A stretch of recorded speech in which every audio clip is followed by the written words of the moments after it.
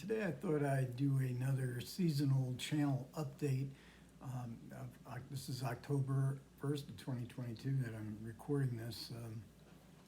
The state of the channel, what I'm going to be doing going forward, the movies I watched in October, the books I'm reading, and a little bit of Noir City magazine.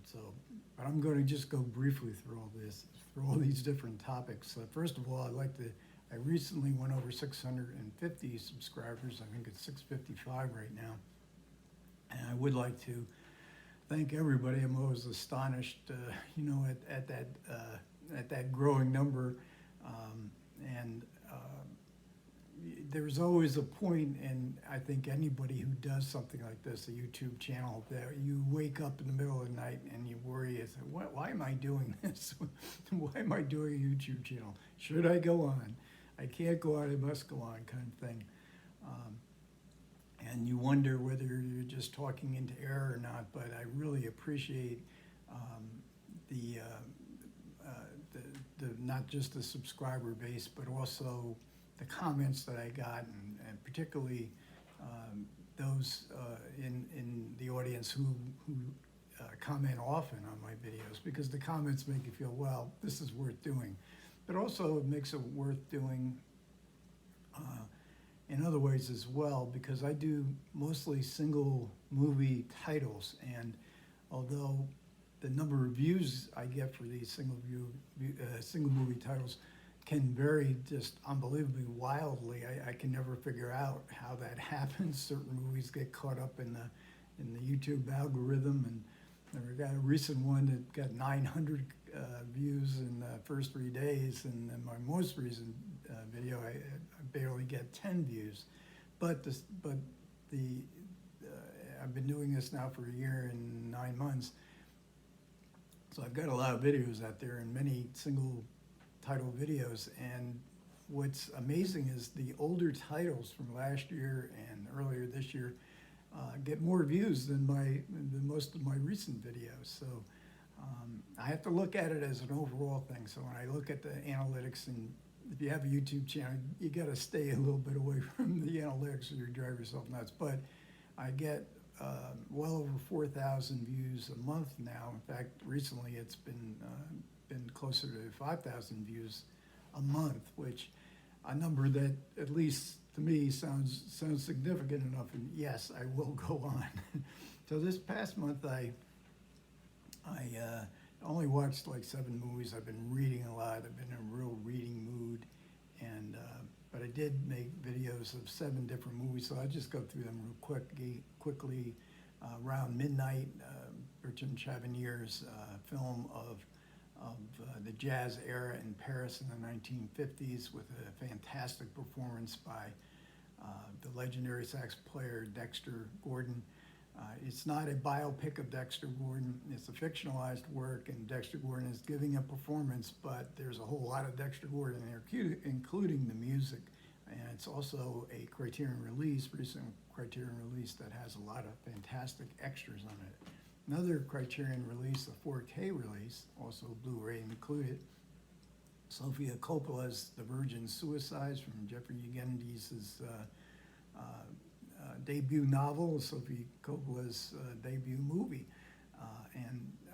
It's just a very haunting, mysterious tale of the anxieties and the awkwardness and the confusion and the mystery of growing up, of adolescence, and with a ensemble cast in which Kirsten Dunst would go on to be in a couple more Coppola movies going forward, giving probably the most memorable performance. She's playing the most memorable character, and it's a movie that you know what's going to happen. The spoiler is giving in the first the first scene of the film, but it doesn't matter. It's how the mystery of why did these virgin suicides happen. And again, there's some really good extras on that Criterion release. And this is a recent Arrow release, and this is Running Out of Time, which includes both Part 1 and Part 2. Johnny Cho directed movies.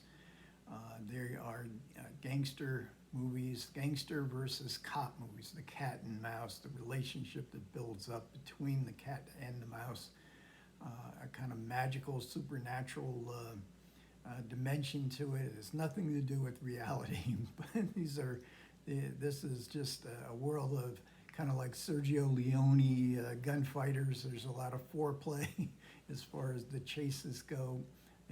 They are two bromances. Now, part 2 is not nearly as good as part 1. The sequel doesn't have nearly as good a narrative structure, but it's still a lot of fun.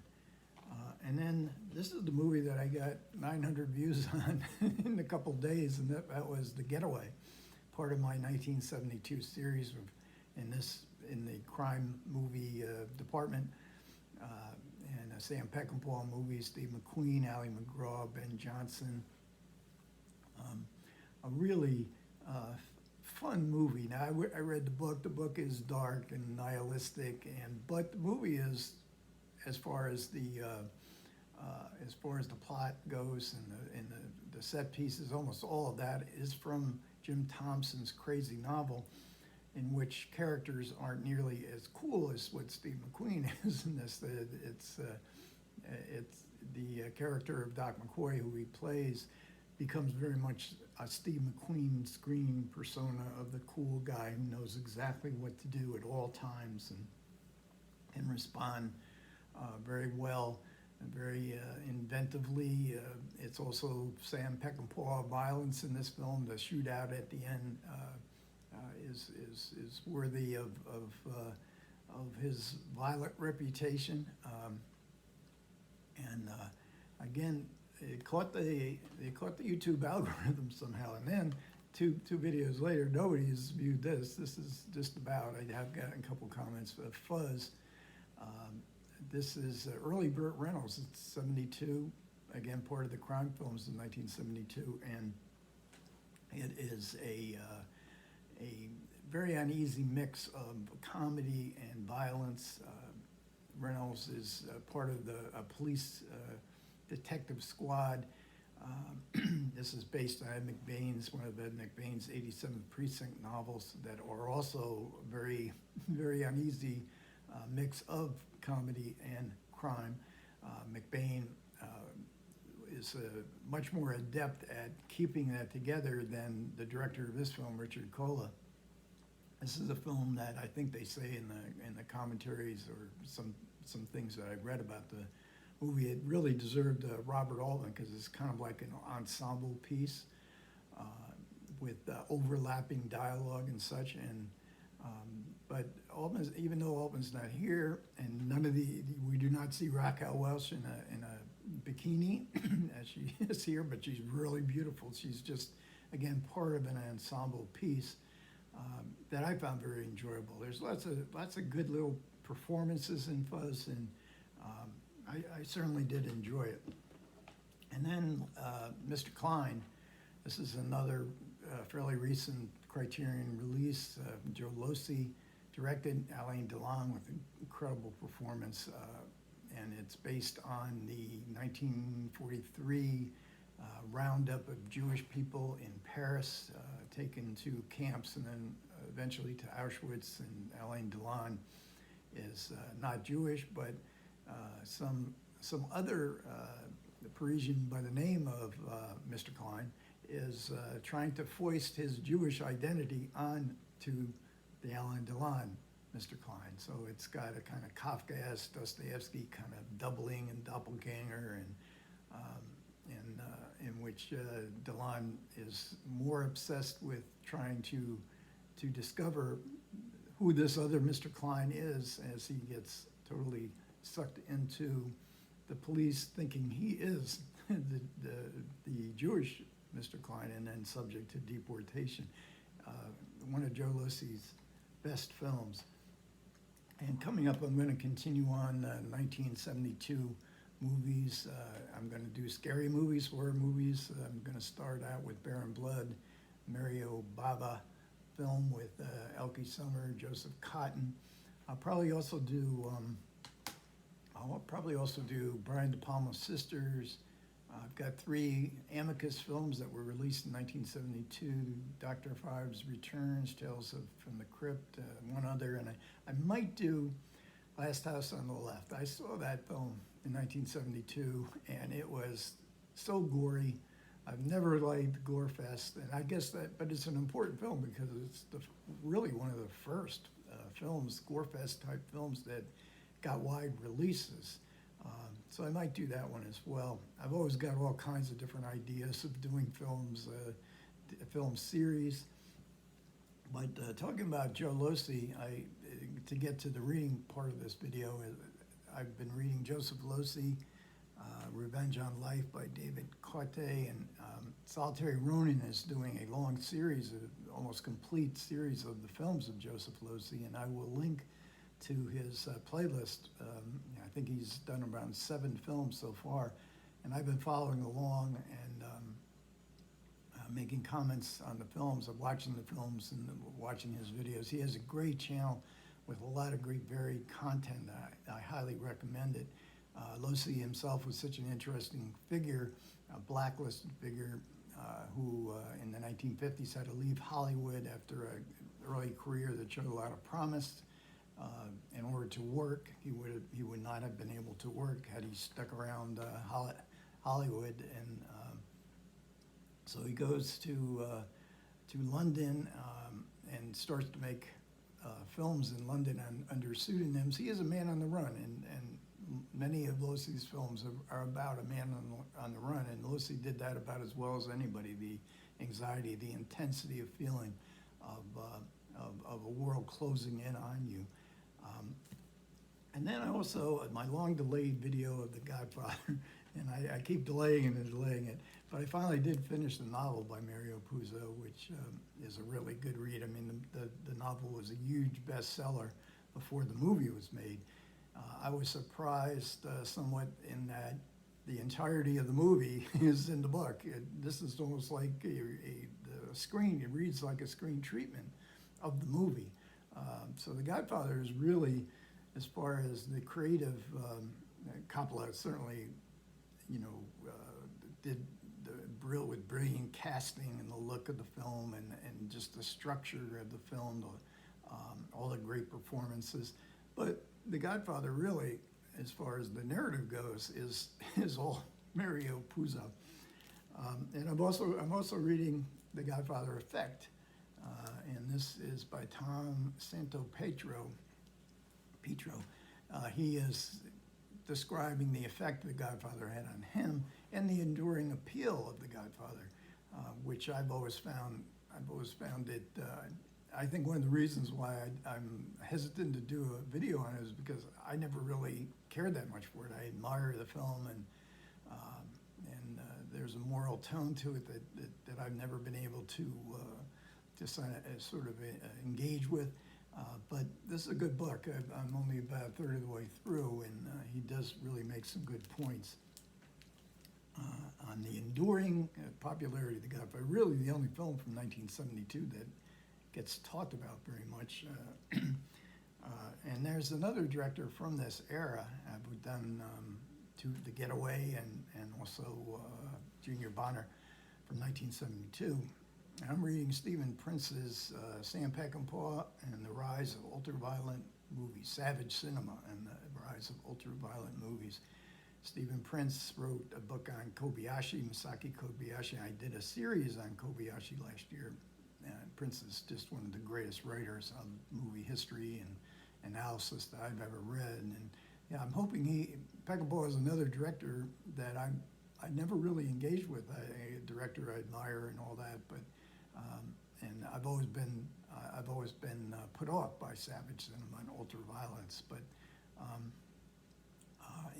I'm thinking of doing one of the many series ideas I get through the course of through the course of the day. Really, is doing Wild Bunch to Bring Me the Head of Alfredo Garcia. I've done 2 of the 7. I have Straw Dogs sitting somewhere around the living room here, but I thought I'd do the Wild Bunch and Pat Garrett and Billy the Kid and Ballard Cable Hogue, and I think there may be one more in there. as well. So, but this is just a great book. And then lastly, I'll come up. I want to just show very briefly the latest issue of Noir City magazine from the Noir Film Foundation, Eddie Muller's. This I think is the fifth physical copy of Noir City magazine. There's 30 more earlier copies that are only available digitally through filmfoundation.org. That you can read online, but I love physical copies of movie books, and that's Linda Fiorentino on the cover from The Last Seduction, and in fact, John Dahl is got a long article where I think every year they crown a modern noir master. John Dahl was probably most famous, his most popular film was Red Rock West with Nicolas Cage. I've only seen Red Rock West and The Last Seduction, but he was part of the 1990s neo-noir movies that never really made money, but there was a whole lot of movies being made, neo-noir movies. This is a shot from Red Rock West, Dennis Hopper and Nick Cage before he became the Nick Cage we know and love today. Great poster art from The Last Seduction. Dahl has now become basically a television director. Their neo-noirs don't have much chance in getting much development from studios nowadays. It's all superheroes and horror films and movies, animated movies for children. That's about it anymore. But I'm sure he's doing good work in TV. I've watched a couple of Justified episodes, but I'm not sure that was the one that directed by John Dahl, because he did do several of those. And then there's a piece in here on lipstick, and it's part of with lipstick in film noir, and how prominent it is. But it also includes some really interesting advertisements from back in the day, and that is Barbara Stanwyck. And up in the corner it says, soon to be seen in Paramount's Double Indemnity. But of course, she was not a brunette in Double Indemnity. She was indeed a blonde, as you can see in that other photo at the top. So that's pretty interesting. And there's a few more. We get Joan Crawford. I don't know. I always love these kind of vintage art of the times. And then we also get for those of you who are punk fans, Chris D of the Flesh Eaters. Now, I don't know anything about Chris D and the Flesh Eaters, but I do know from watching Eddie Muller's podcast that he is good friends with Chris D, because Chris D became was also an archivist, a film historian, and worked programming movies, and with a vast assortment of movies. But he writes an article here in which he considers film noir from the element of punk rock, which he was the lead singer of the Flesh Eaters, and I think he's in a bunch of other bands as well. And he was also an actor. He was in, there is Christie struggling with Kevin Costner in No Way Out. So that was pretty interesting article as well. And then there's reviews and other such really good, this is the famous shot of Orson Welles from The Stranger, where the article is concerning higher education, film noirs that included higher education, as Orson Welles was a professor in The Stranger and also a Nazi spy. And then on the back cover we get the great, during the lipstick article there is a segment on The Postman Always Rings Twice, and then we see just a fantastic shot of John Garfield and Lana Turner. Okay, so that about wrapped this one up. I made it within 20 minutes, which was my goal. Thanks a lot for everybody who managed to listen. I do appreciate it. Comments are welcome. Take care.